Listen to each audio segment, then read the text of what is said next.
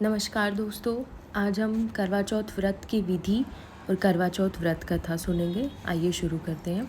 करवा चौथ व्रत, यह व्रत अति प्राचीन है। इसका प्रचलन भारत से भी पूर्व का है। यह व्रत सौभाग्यवती महिलाओं के लिए उत्तम माना जाता है। सामान्य मान्यता के अनुसार सुहागनें इस व्रत को अपने सुहाग की दीर्घायु के लिए करती हैं।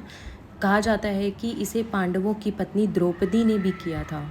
समय, यह व्रत कार्तिक कृष्ण पक्ष की चंद्रोदय चतुर्थी में किया जाता है।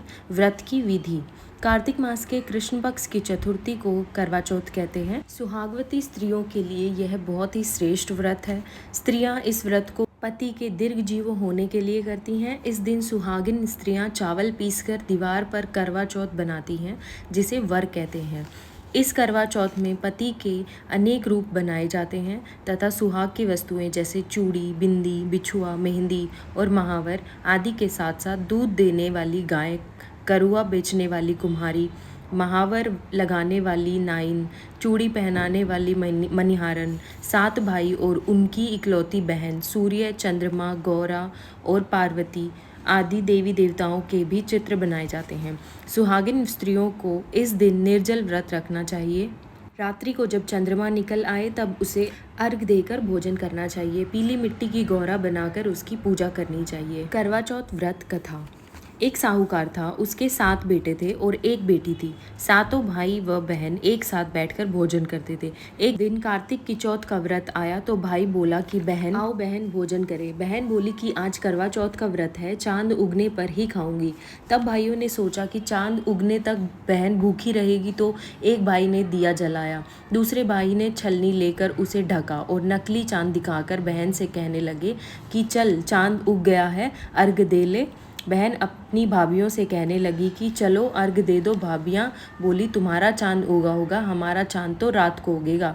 बहन ने जब अकेले ही अर्घ दे दिया और खाने लगी तो पहले ही ग्रास में बाल आ गया, दूसरे ग्रास में कंकड़ आया और तीसरे ग्रास मुंह की ओर किया तो उसकी ससुराल से संदेश आया कि उसका पति बहुत बीमार है, जल्दी भेजो। माँ ने जब लड़की को विदा किया तो कहा कि रास्ते में जो भी मिले उसके पांव लगना और जो कोई सुहाग का आशीष दे तो उसके पल्ले में गांठ लगाकर उसे कुछ रुपए देना। बहन जब भाइयों से विदा हुई तो रास्ते में जो भी मिला उसने यही आशीष दी कि तुम 7 भाइयों की बहन, तुम्हारे भाई सुखी रहें और तुम उनका सुख देखो। सुहाग का आशीष किसी ने भी नहीं दिया। जब वह ससुराल पहुंची तो दरवाजे पर उसकी छोटी ननंद खड़ी थी। वह उसके भी पांव लगी तो उसने कहा कि सुहागिन रहो, सपूती हो। तो उसने यह सुनकर पल्ले में गांठ बांध ली और ननंद को सोने का सिक्का दिया। तब भीतर गई तो सास ने कहा कि पति धरती पर पड़ा है, तो वह उसके पास जाकर उसकी सेवा करने के लिए बैठ गई। बाद में सास ने दासी के साथ बची कुची रोटी भेज दी। इस प्रकार से समय बीतते बीतते मृगशिर मार्गशीर्ष की चौथा आई तो चौथ माता बोली करवा ले भाइयों की प्यारी करवा ले। लेकिन जब उसे चौथ माता नहीं दिखलाई दी तो वह बोली हे माता, आपने मुझे उजाड़ा तो आप ही मेरा उद्धार करोगी, आपको मेरा सुहाग देना पड़ेगा।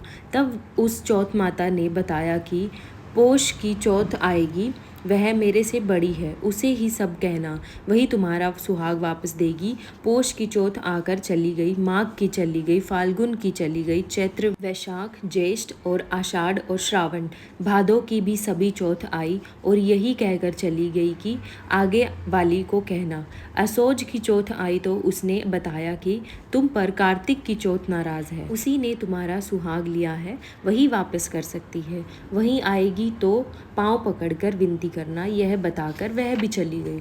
जब कार्तिक की चौथ आई तो वह गुस्से से बोली भाइयों की प्यारी करवा ले, दिन में चांद उगानी करवा ले, व्रत खंडन करने वाली करवा ले, भूखी करवा ले।